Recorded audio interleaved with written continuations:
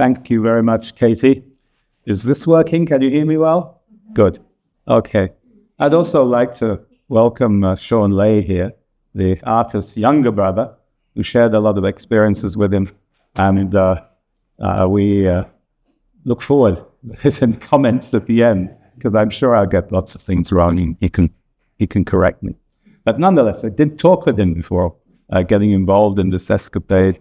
And I'd really like to use this opportunity not to give a formal lecture, but actually share with you the insights that I managed to get into Dinh's work as I've been working along. Because he's an artist who expresses himself very succinctly. I won't say it's always clear. It's not clear because there's one level on another level on another level and they're in between each other. But his aims and his ideas are consistent from really as soon as he realized himself as an independent body entitled to opinions. He surely expresses them. Well, he was born in 1965 in Ha Tien, in the Mekong River Delta, just up against the border with Cambodia. But it's hardly a kind of typical Vietnam heartland place to be born. It's up against the border. And this, in fact, comes as a motif time and time again in his work, both subconsciously and consciously. He develops there at school, and also experiences the Vietnam War. In fact, he never knew anything different all the time that he was living there.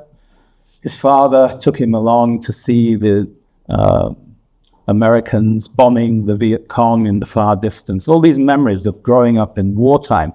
And it's really absolutely fundamental to his thinking.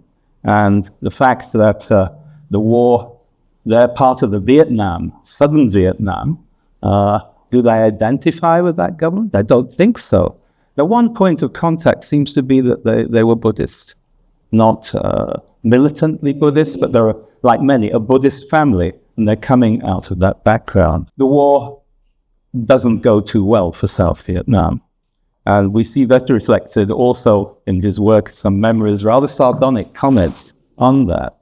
And the Southern Vietnamese, along with the Americans, are defeated, kicked out, something Dinh refers to in the works in this exhibition in 1975.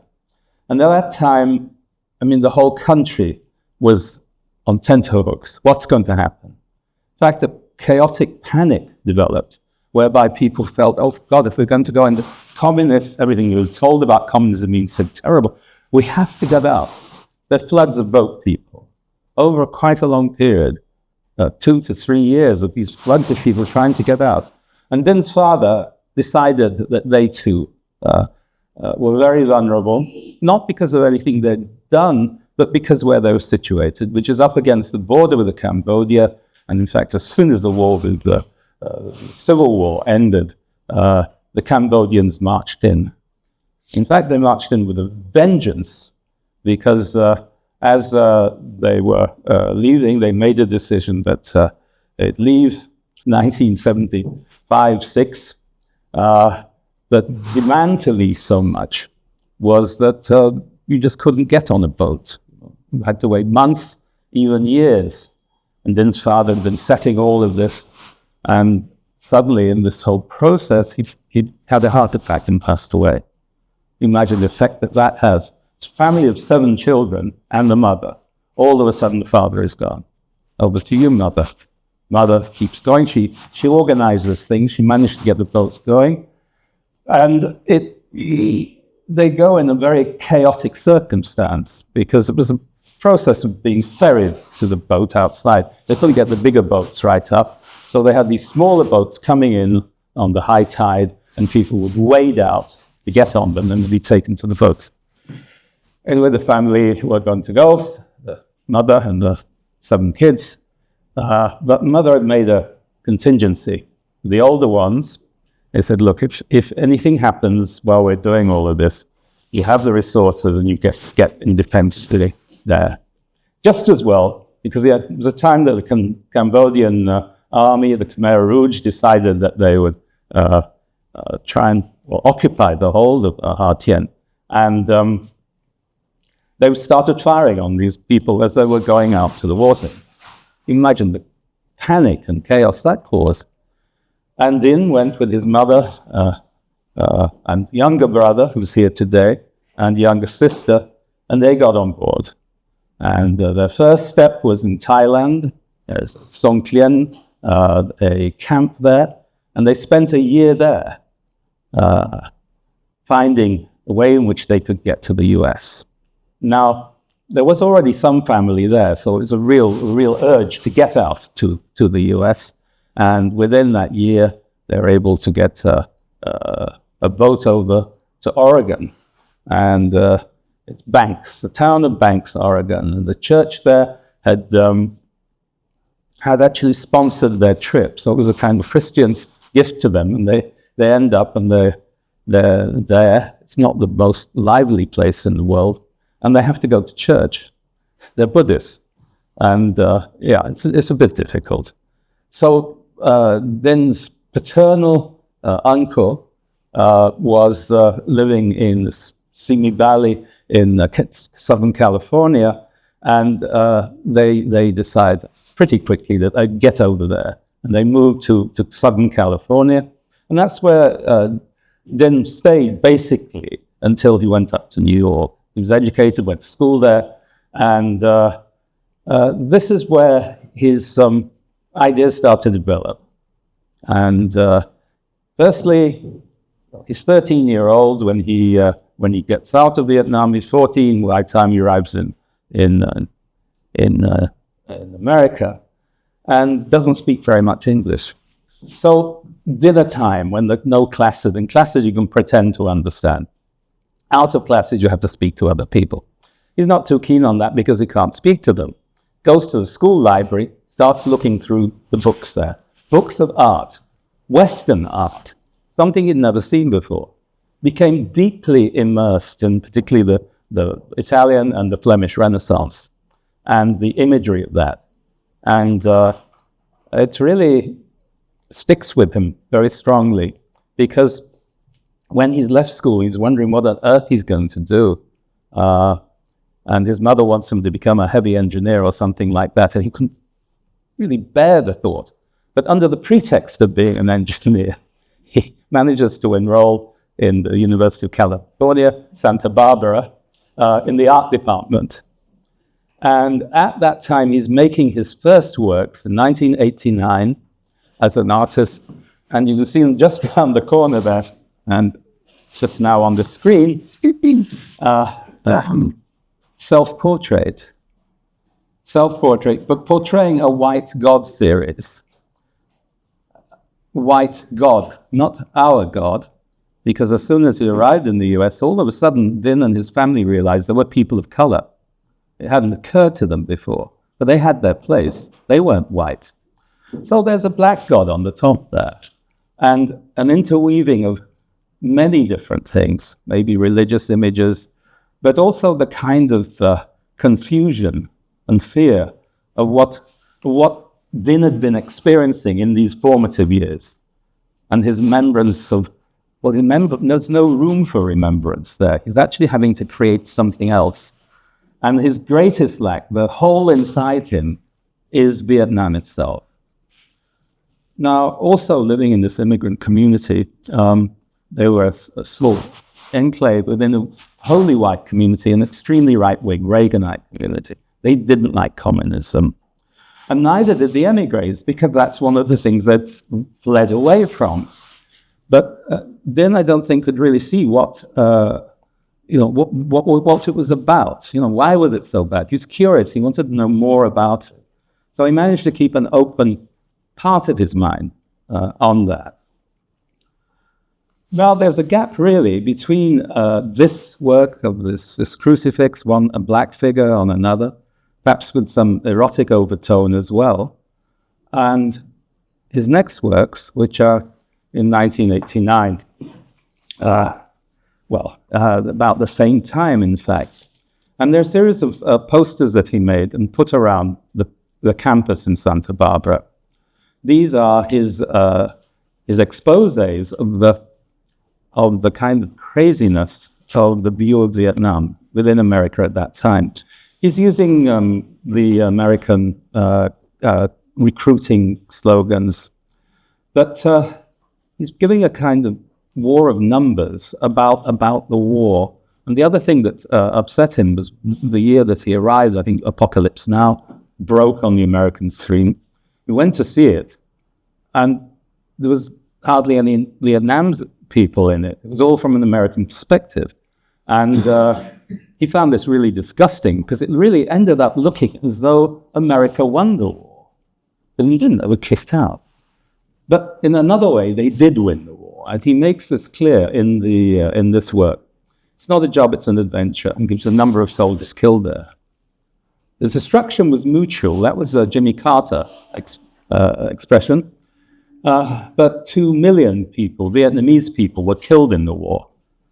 So out of the war, the Vietnamese people were the losers in terms of what they lost, even though they technically won it. Same thing, be all you can be. And then 40% of the homeless in LA are Vietnam veterans. They didn't put that text around much. Destruction was mutual. That's another Jimmy Carter phrase. No, it wasn't. The 30,000 South Vietnamese children end up as orphans. Ready for a challenge, more recruiting on the American side. 60,000 Vietnam veterans committed suicide. 800,000 Vietnamese children lost one or more parents. So you can see in this war of wonders, war of numbers, which he puts up on the walls of the university campus, he's really reframing the whole context of the Vietnam War from his point of view and Vietnamese people's point of view. He really wants to go back to Vietnam. He can't get it out of his mind. He has these nostalgic feelings for them, but he doesn't know what it really was that he experienced. Also, there were no family books of photographs, which most families have. They'd all been left behind. And he got very worried about that. And he managed to get a grant, whereby he was sent to Vietnam to record the work and memories of the photojournalists on the North and South Vietnamese side during the war. So he went there to see the photography, which no one knew anything about. It was all the Apocalypse Now side and the sort of heroic American journalism that had come out of that. And he really wanted to find out from his own view, to experience what the new Vietnam was like. And as soon as he began to get there, he went to the family graveyard. In that, there was a kind of epiphany that he described that he hadn't known growing up in America where he came. He's a Vietnamese American. He obviously was neither one thing nor the other.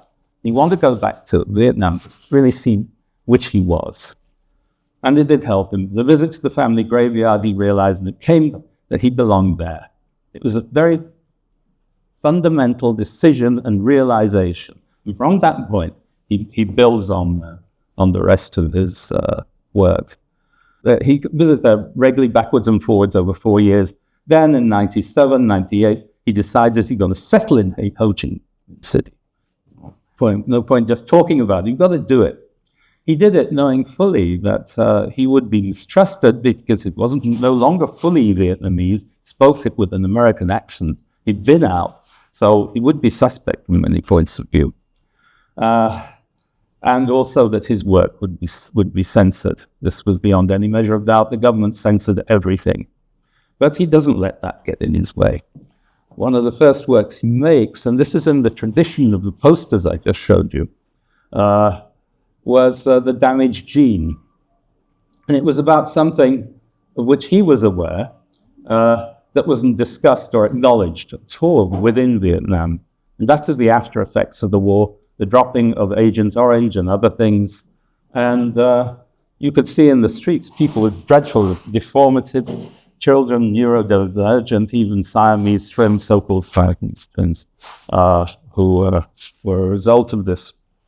So he knew that he couldn't do an art exhibition on this, and he rented a stall in the market in Ho Chi Minh City, and he sold this merchandise. You can see there's a text on these T-shirts which talks about Agent Orange and how it was used. 500,000 Vietnamese children may have been born with dioxin-related deformities in 1965, and all the statistics about it, which the government refused to print.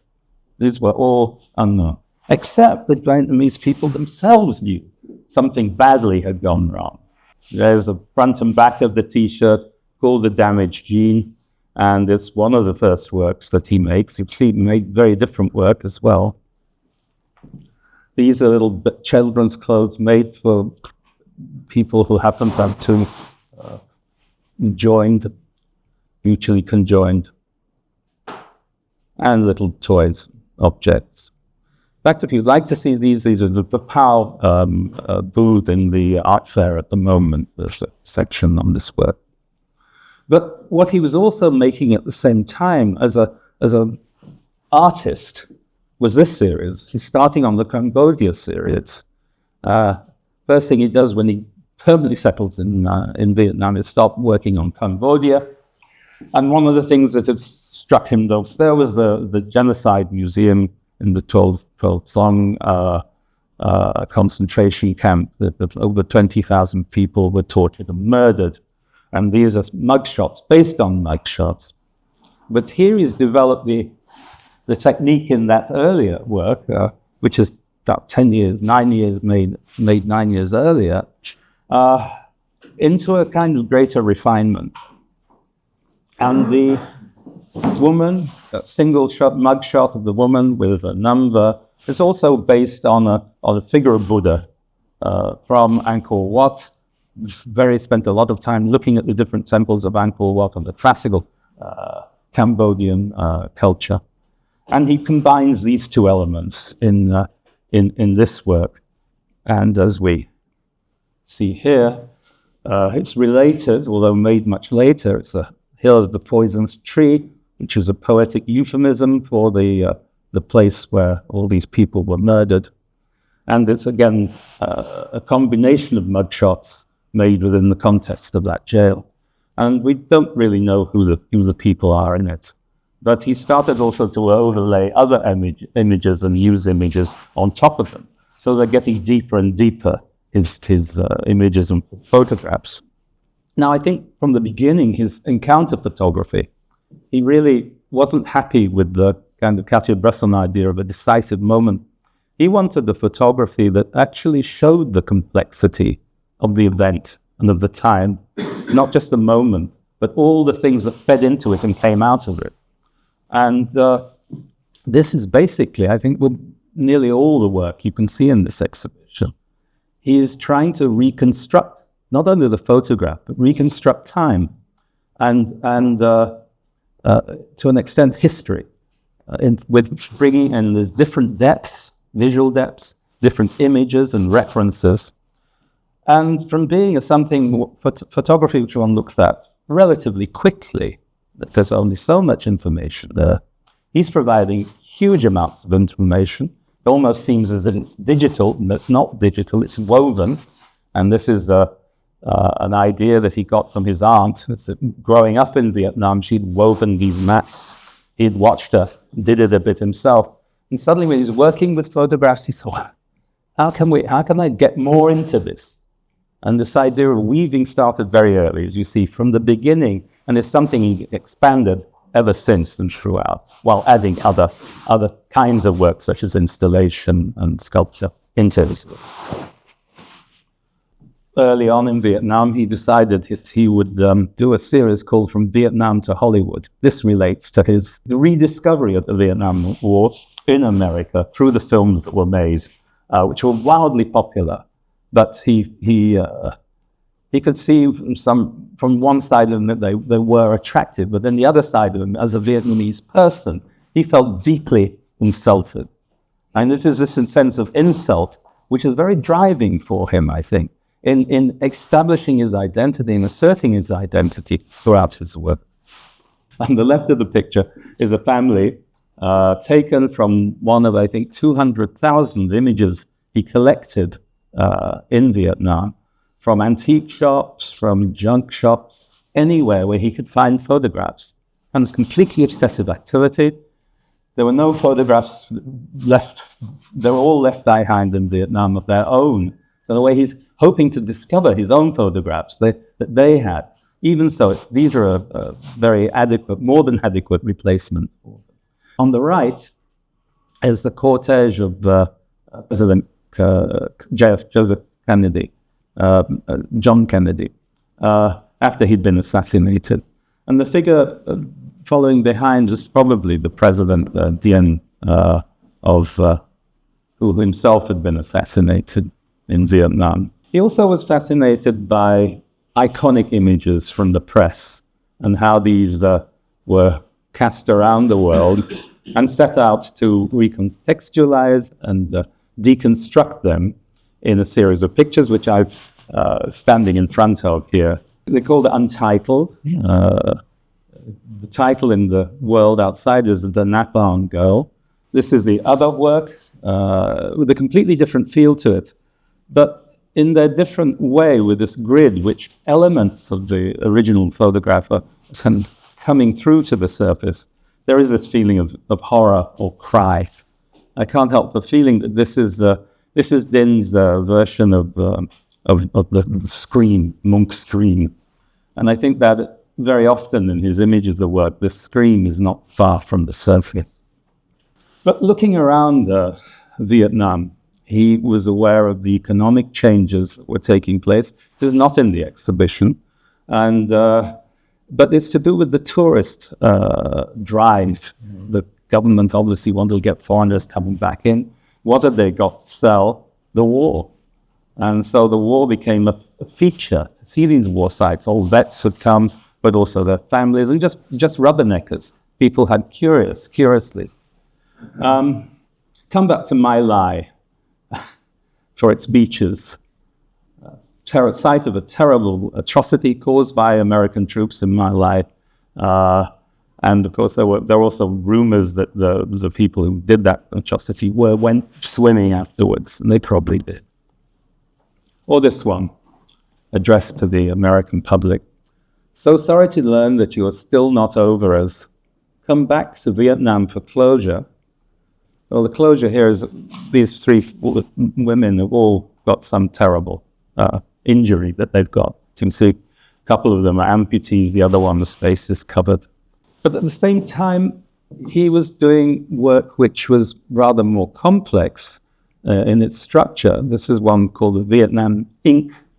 Series, where he's looking at the new economy of Vietnam, which is this multinational economy. And he describes how he walks through the streets of the city, and everywhere there's a kind of assault of different kinds of imagery, from Mickey Mouse to Vuitton, all the different brands coming. And he expressed this in a series of work, which this is one. Yet underlying it is a very famous news image of General Loan murdering an alleged Vietnamese spy during the war in the street. The man with the gun to the head, just having pulled the trigger, so the moment of death was unfortunate. You can find that embedded in this image. And if you look closely, the images don't quickly give up, don't reveal their content. You need to look at them in different lights, if possible, different times, and let your eyes relax into them.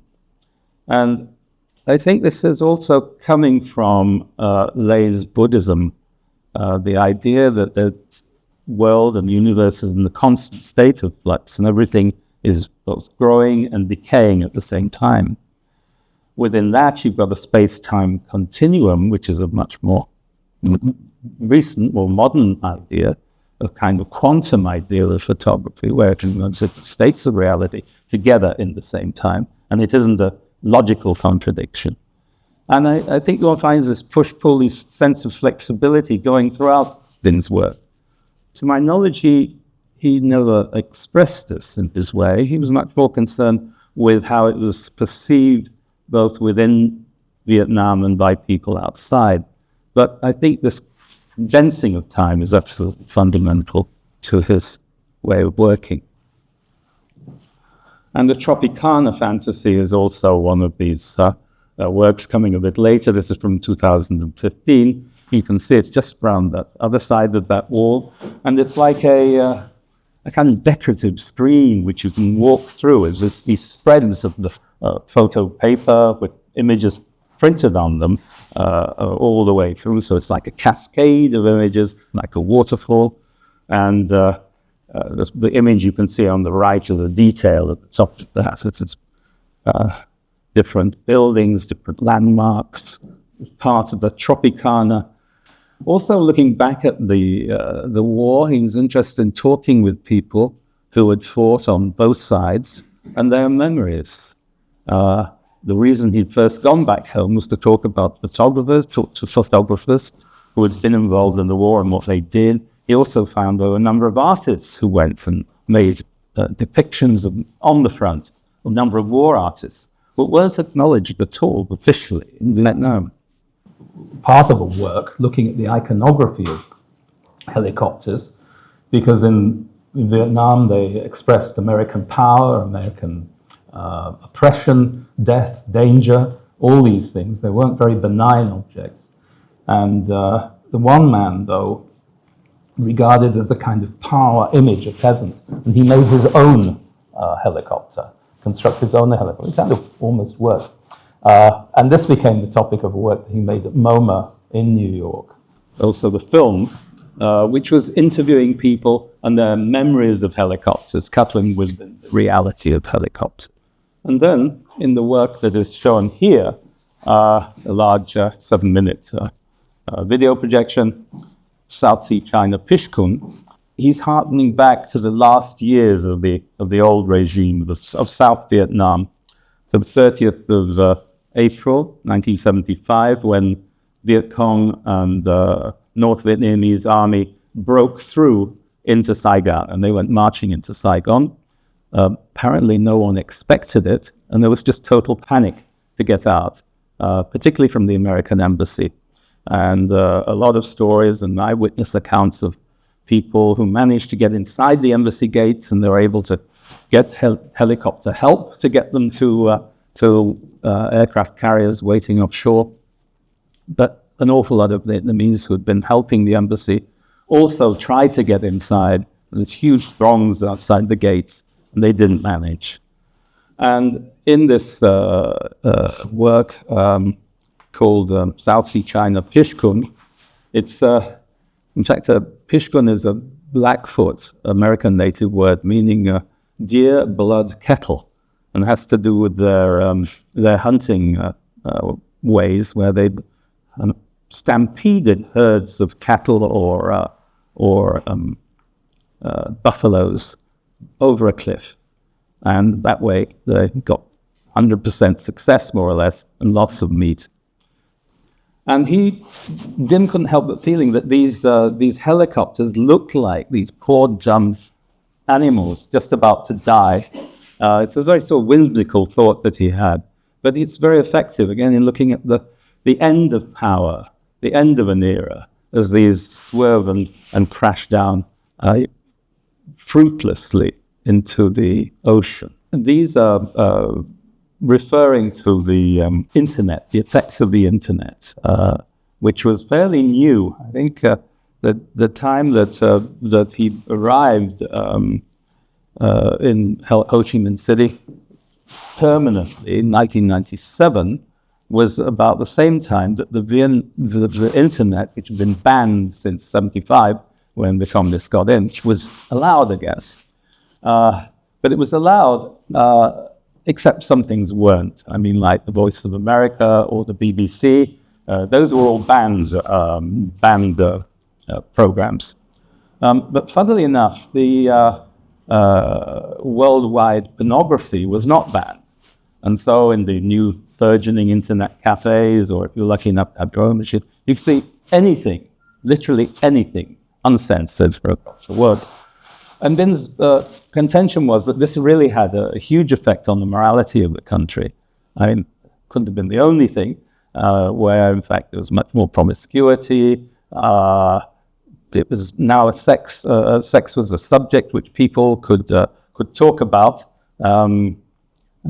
within the society, and really sexual practice itself had changed within the country, but also that Vietnam had become a kind of attraction beyond the war sites.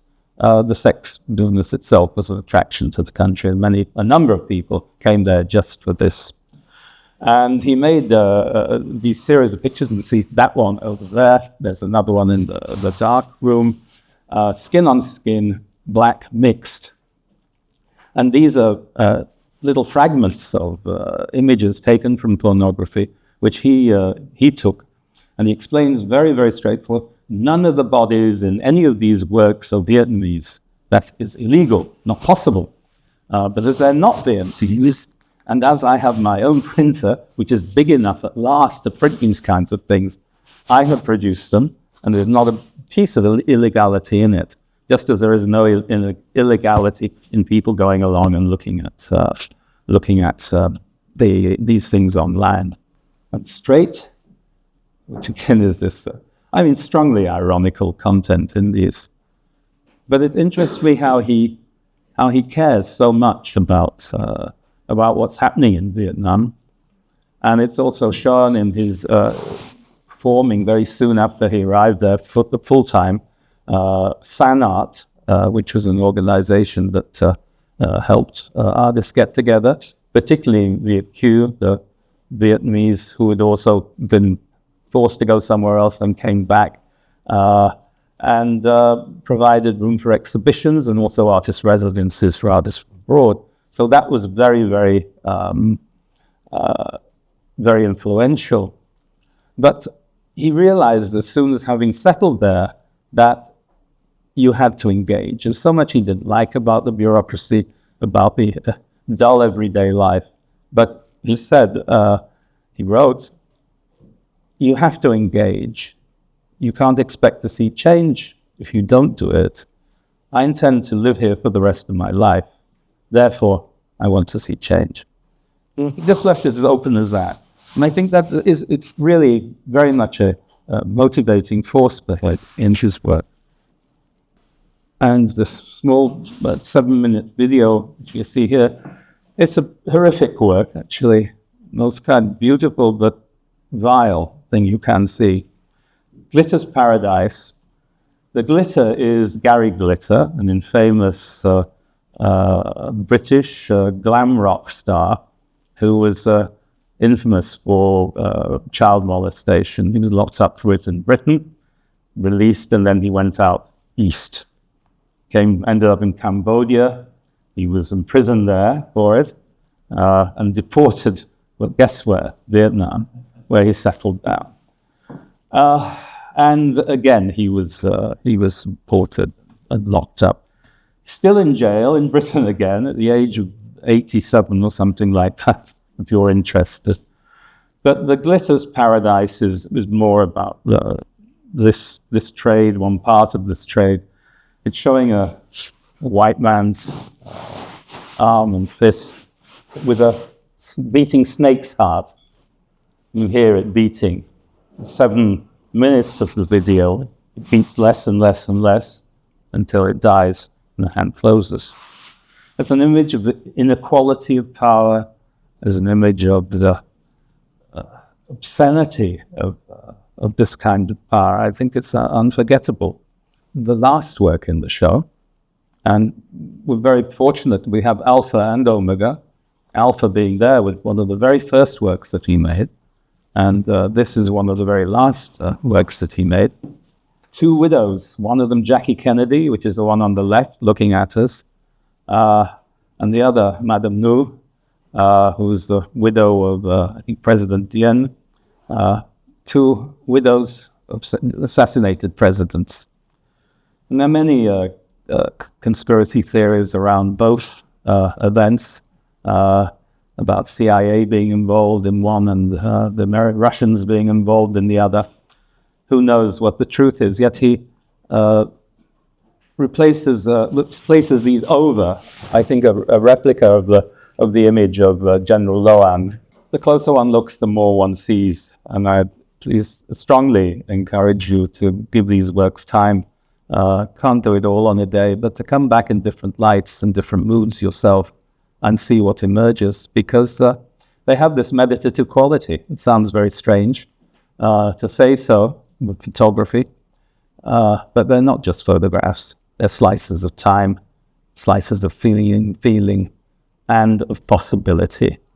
And possibilities are one of the things that I think that Dinh was always thinking about. It kept him going. The possibility of doing something better, and also the possibility of the world being better, Vietnam in particular. And that's just one of the reasons why I admire his work. Thank you very much.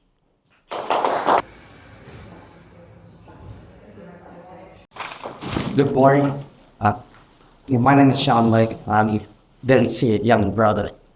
I've been designated as by the family as, I would say, designated driver. I'm not an art person, and none of our family members are art person, right? So we're not art teaching. Dinh is the only one of the family is actually the artist, right? And so Katie asked me to give a couple words after David's speech here, and thank you for one purpose. So I'm going to just kind of dust up some of the old things I talked about at some of this memorial. And so just to give you a flavor of what Dinh was like, more from our perspective than as an artist. Dinh was born in Curated, which is a small fishing village.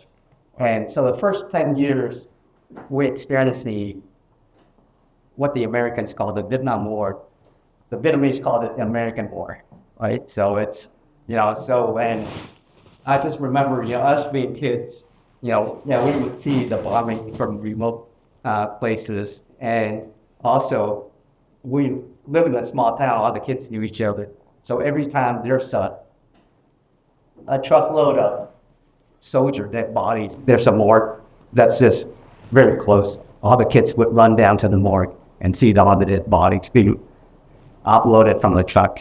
And sometimes, we would hear explosions remotely. As a matter of fact, my kindergarten teacher was killed in one of the explosions. After that, the Vietnam War is over, then we had the Cambodian War. And the Cambodian War was just brutal. We were within firing range, so we had to move away from the city. And my dad had to split us up because, there were explosions all over around us, just in case of, the whole family, don't get killed at once, right? So we split. And so my dad took myself and my sister up one way. And so as we're running, the other kids were coming with us, and the explosion just blew up. At times they about 150 feet in front of me and my sister. Like at that time we were taught to, if you hear the whistle sound, that means incoming mortar, right? So we just would lay flat on the ground. Well, my cousin was carrying, and my cousin was Dinh's age at the time, and he was carrying his younger brother who was 3 years old. And I looked over, it's right in front of him, and the guy they both never got down in Paris.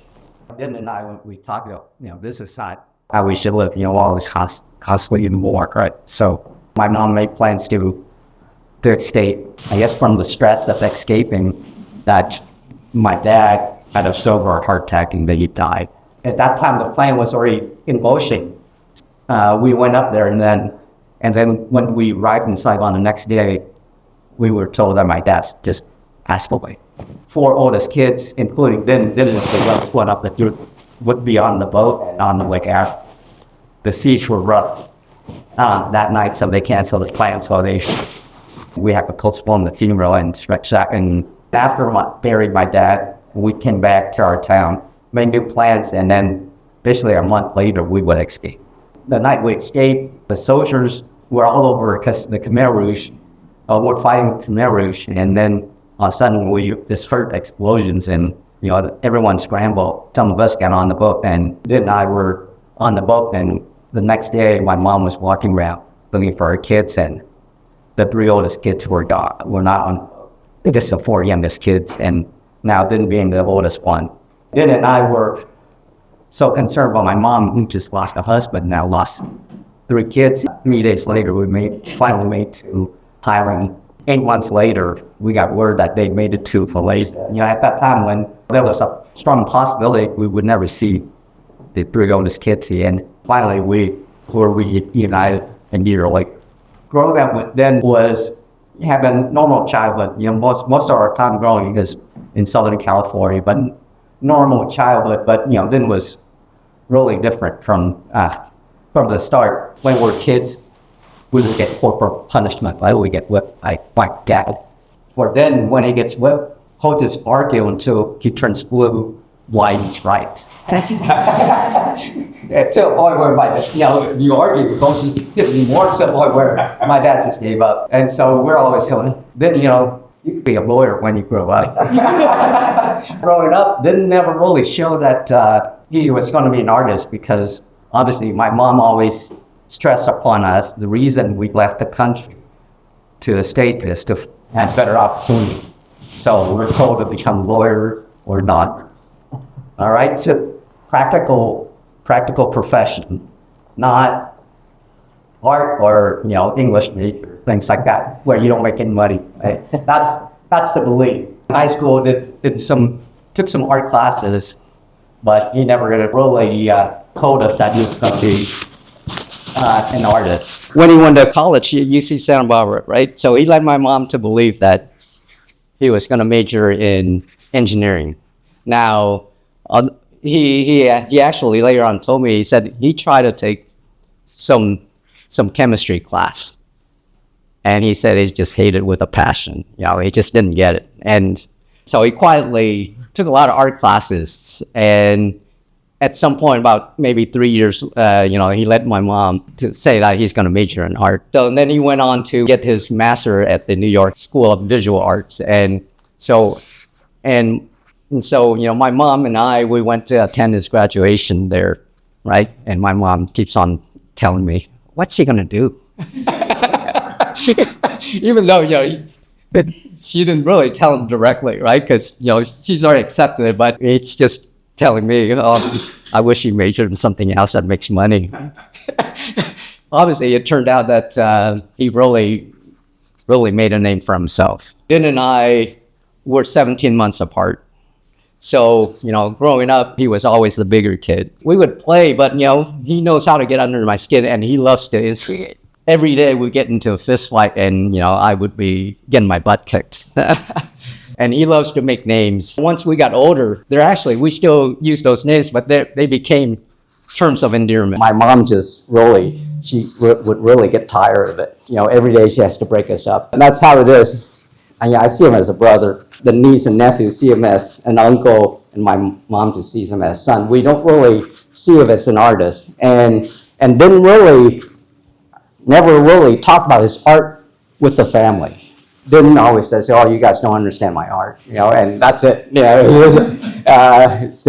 doesn't really want to explain to us, right? And so none of us have his art in our house. None of us really see him as an artist, but it really surprised us that once he passed, we saw all these articles and everything, and the obituary on the New York Times. We really were surprised. I started looking into learning more of Din as an artist than a brother. He always thinks differently, and he sees things different. Because us growing up in Simi Valley, we're one of the few colored people there. We feel like second-class citizens. We get a lot of racism. Kids would call us names, and so I think a lot of his work is giving voice to the voiceless. He feels like so even Sen Art basically just to give platform to the local Vietnamese artists on an international level, right? With the Khmer Rouge, all these prisoners, nobody talks about them, and he wants to give voice to these voiceless. So that's a lot of things because I think it's from this experience that feeling like second-class citizen, right? We're like basically the only Asian family at the school. Kids are kind of cruel, right? Especially, if you look different. Then also kind of withdrawn from that, and, he goes to the library just to, on top of that, we weren't fluent in English to begin with. It took us a few years to learn English. But as I started looking at his artwork, I can see how our growing up and the experiences we had really influenced how the way he looks at things. It's still been surreal since we lost him. I still go back to the day he was coming back from our town up to Saigon, and he just finished rebuilding our dad's grave and one of the uncles, and he texted pictures and stuff like that. Hey, we just got all this finished now, and it was like it was a tomb sweeping time of the year, so he did that, and so I'm heading back to Saigon, and the next thing I got a message saying that he passed away, right? So it was really, it was such a shock to us that we just couldn't really process it. 2 days ago, I just did a tomb sweeping at his grave, right? And, it's the first time I've seen the tomb complete since, the day he was buried. So